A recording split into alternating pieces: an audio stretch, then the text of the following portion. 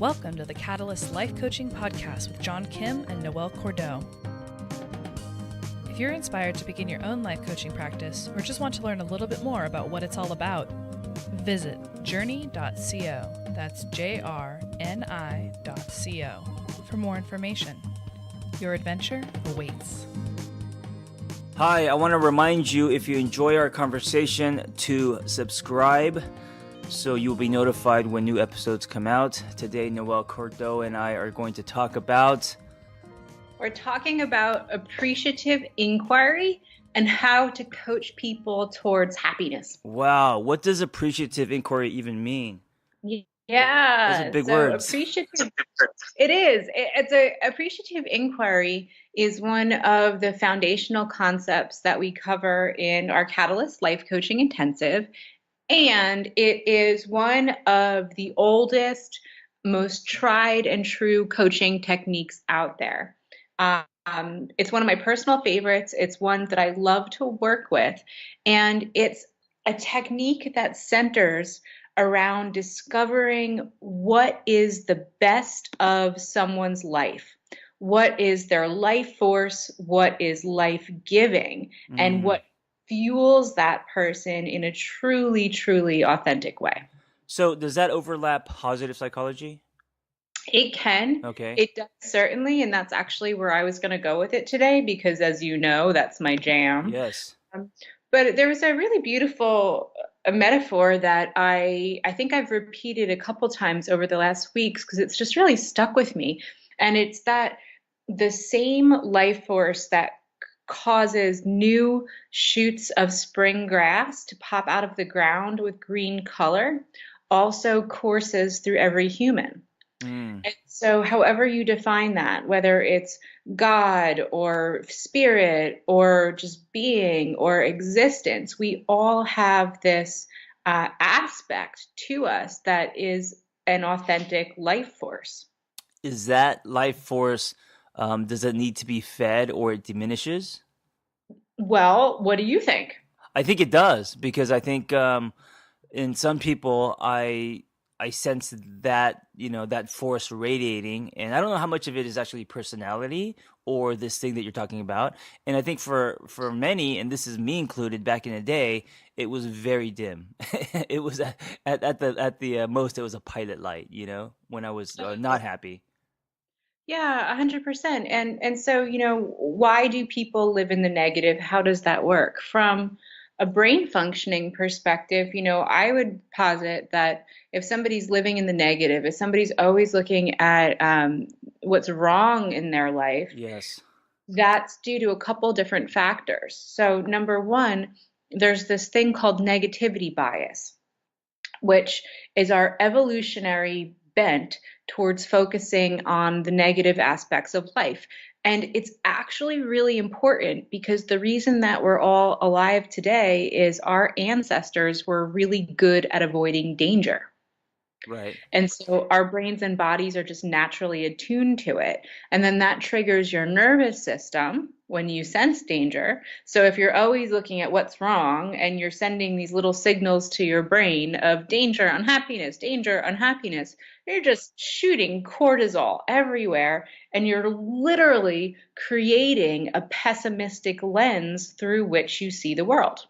Yeah, the invention of debt, credit card debt has actually, I think, made people activate this worry and dread, in our lifetime. Credit card debt, if you look at news cycles, billboards, everything around us actually mirrors negativity bias. The way the world is set up mirrors this evolutionary capacity. Right. The good news is that whether credit card debt is something that you worry about or not, you have a very large degree of control over how you experience your lens. And the credit card debt could still exist, but you could have a completely different experience. Right. Life alongside of it. And that's where the power is, right? That's where the power is. That is exactly where the power is. So how would one do that, Yeah. So, I mean, that really gets into, okay, what is life force? What is life giving? How does this work? And it comes in a couple different directions. Of course, it's really uniquely personal for every human, but there are some things that we just know to be true.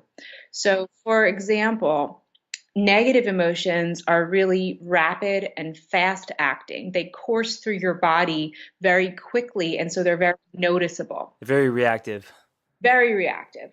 Positive emotions are very slow moving. It's almost like a pulsing. And that comes from your endocrine system. So it's this slow pulsing of feel good hormones that are less noticeable, but they're much longer lasting over time. Why is that important? It's important because when you consciously induce positive emotions, which is that which is life-giving, over time it builds almost a force field of resiliency in your brain, and you actually change your lens from pessimistic to optimistic. So this is something that has to be practiced, right? This is like Yeah. a muscle that has to be exercised. hmm Yes, and I'm glad you brought up exercise because there are so many different ways to induce these different brain chemicals. Exercise is literally one of them. Yeah, no, I'm a huge believer in exercise and kind of going through that door to elevate mood. I think it's the fastest way to also kind of get out of your head and connect with your body. So, and also, exercise has exploded. I mean, in the 60s and 50s, there was a lot of PT and stuff, but people weren't exercising as a way of life. Absolutely. So exercise is one of the things that we call an applied positive intervention. So the goal of these applied positive interventions is to cause the endocrine system to start bumping and getting all these hormones to flood your body so that when you look at your credit card debt, so this is exactly how it works. So you just talked about the feeling of credit card debt causing like a sinking feeling, depression, despair, worry, whatever, right? That's all true. But what we're working about against here is the impact of it. So you could look at your credit card debt and have a momentary sinking feeling of like, oh shit, that sucks. Or it could tank your day, your week, your month, and it could put you in a foul mood, disrupt your sleep, disrupt your relationships. And, nothing has changed except your outlook. Yeah, absolutely. So, a lot of people, I mean, that's what I call sinking. So it's something like a credit card debt or a breakup or something happens in their life, and instead of, you have to acknowledge it, you can't ignore it, but a lot of people allow that to be the beginning of them sinking into quicksand. Exactly. And so when we work on consistently inducing positive emotions or positive interventions as a practice, as a habit, we change our brain chemistry so that we are more equipped to deal with the unpleasant things that just happen as part of life. So, do you think this is also why gratitude is so powerful? Yes. So gratitude is one of the positive emotions that has specific associated outcomes. So when you consistently induce gratitude, what it does is it strengthens social bonds and it strengthens your skill set for loving other humans. Mm. How much of you think people who worry and their default is usually pessimism and hopelessness? How much of that do you think is from upbringing? Is from maybe parents being that way? I mean, that's a really strong, so from a social constructionist perspective, it could be anything. We know that social contagion, we know that you take on the thoughts, beliefs, feelings, and affects of those around you. So if you were raised in a family or raised in a household where everything is always terrible, there's always a crisis, Yeah. that's going to be your mode of operation. Yeah, I mean, I personally grew up in a household where it was always about how much did we sell, how are we going to pay? We always had like hundreds of $1,000s in credit card debt. Um, there was never any conversations about like how was your day, Wasn't it a beautiful day? Like there it was always about this doom and worry, and we have to survive, and we have to make X amount of money, and what are we gonna do? And I think, as a 9, 10, 11-year-old, that has like seeped into my skin, and so as an adult, I was a worry wart, always. Yeah, yeah. Do you mind if I live coach you a little bit on this? No, because I still am sometimes.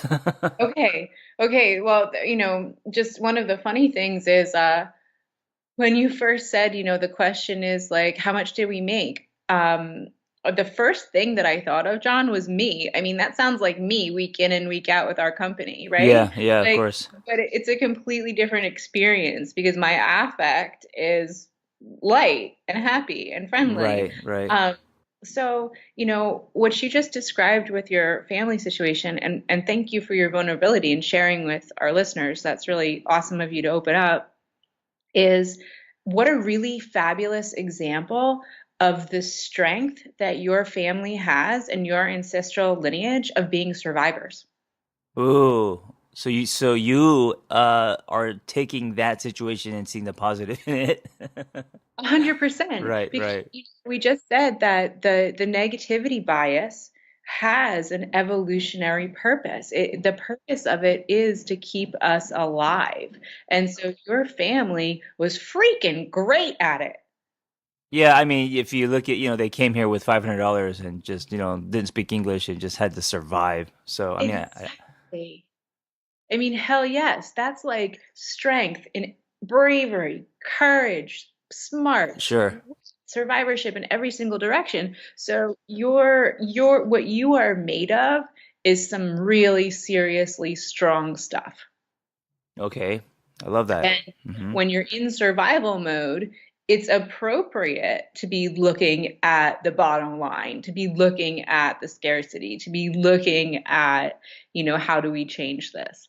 Um, Probably your parents, your family, you growing up would have also very much benefited from inducing positive emotions to bring more of the things that certainly existed, but maybe were a little bit less noticeable. So as I was talking about how positive emotions are softer, they're pulsing, they're less noticeable, Hmm. those were there and accessible the whole time. But because the negative emotions are harder and fast acting, that's just what drew attention. Mm, right. It, Yeah. it's uh it's negative emotions also, if you're not aware of them, can just become the knee jerk, and then it creates a pattern, and then that pattern deepens, Hmm. right? And so what you just did was you saw the positive in that, pulled out the strength, and then after that, what do you do? What's the practice after that? So what I did was I pulled on appreciative inquiry. So this is one of the big juxtapositions between coaching and therapy.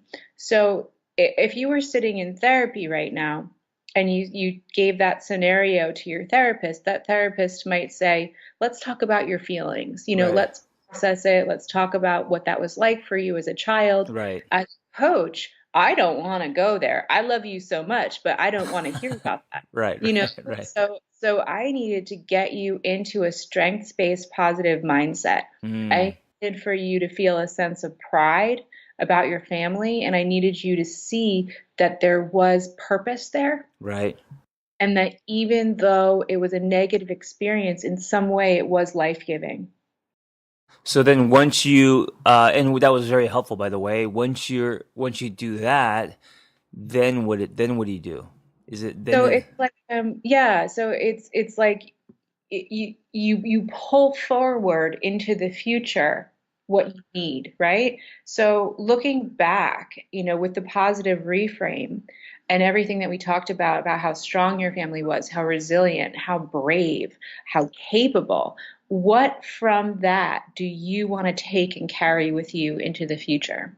mm, okay, so like resiliency. Hmm.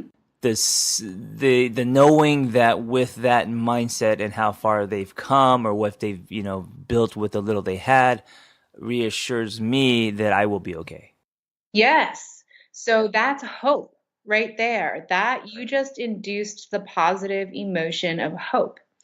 And that has a really specific associated emotional outcome. Do you know what it is? Resilience. Resilience. Okay, got it. Resilience. So you just tapped down, looked back in time, pulled forward what you want to carry with you into the future. You induced a feeling of hope.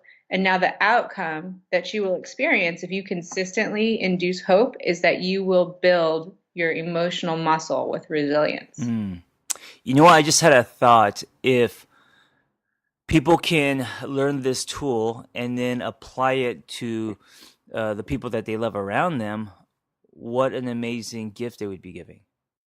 John, I hate to break it to you, but we built a life coaching company to do just that. Oh, perfect. Well, now's the time to talk about it. I love you so much. That's what we do, yo. Noelle, I just set you up. I threw you the ball. Now you hit that shit out of the park. I mean, that's the truth. Like, so these are the coaching techniques that you learn in life coach training that you bring out into the world Yes. to serve yourself, Yes. others, your family, your friends.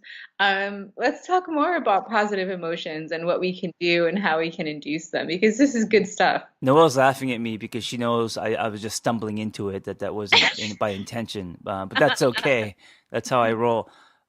Yes, let's talk a little bit more about it, because this is you know what's so great about this is just how practical it is. You know, it's not like woo-woo stuff. It's just practical, street. Yeah.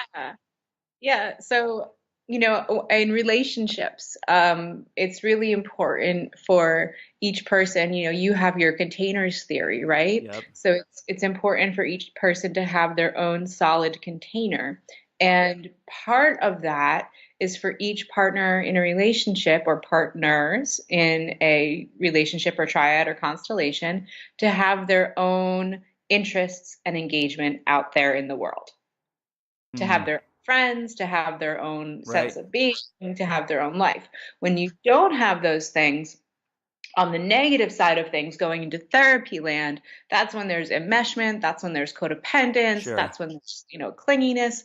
So now looking, what do you want to bring forward into the future? Interest and engagement actually triggers in our brains and bodies a desire to explore. And as an outcome, when you consistently induce interest and engagement, you gain knowledge and energy.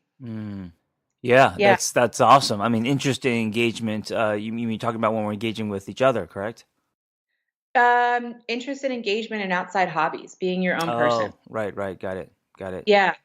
So many I mean, people. that's called living. That's It is, it is called living, but when you really break it down, how many adults that you talk to that they're just like, oh God, I'm so tired. Yeah, I'm because so they just go tired to of all work this." and then they come home and they, watch TV and go to sleep and go to work. They don't participate in a lot of interest or they don't engage. Exactly. So if you up your interest and engagement, the outcome will be energy. I love it. Ladies and gentlemen, positive inquiry, Yes. correct? No, appreciative. Oh, sorry, appreciative inquiry. I like positive inquiry, but okay, it's called appreciative inquiry. We can start a new thing. Yeah, like we always do. And also another reason to come right with us and join the Catalyst Life Coaching Intensive, not only to be a life coach, but also start to live this way, start to rewire yourself in your brain so your quality of life goes up. Yep. Yep. Do you want more life hacks with this stuff? Let's do one more. One more. Okay. So since I have been laughing and enjoying our time together so much today, amusement is a positive emotion that you can induce. Banter, play, Yes. laughter. And when you consistently create an emotional atmosphere where amusement comes to live with you, you build your capacity for friendship and creativity.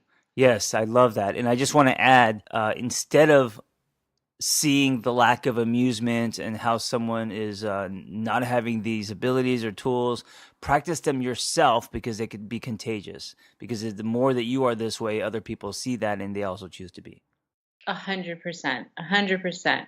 And that is what happened to me this morning, as Noelle is laughing and I'm taking her energy. I'm going to carry that throughout the day. Awesome. All right, guys, be well.